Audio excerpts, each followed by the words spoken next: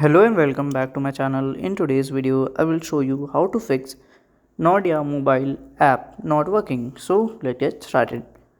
So here we can see the app. So I will just open it. Okay. So at here you can see the app. Okay. So to fix that, you have to clear the data. Just go at here, press and hold at here, click on this I button. Okay. Then here we can see the app info. So at here you have to scroll down and just click on the storage button. And then click on the clear data option and clear all the data. Okay, and after that you have to open it again. If it's work, then fine.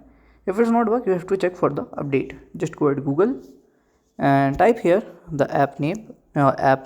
Okay, Nordea Nordea mobile app. Okay, Nordea banking mobile app. Then it here you have to here scroll down and just do it here, and from here you can check for update, and if it's been updated then it should work.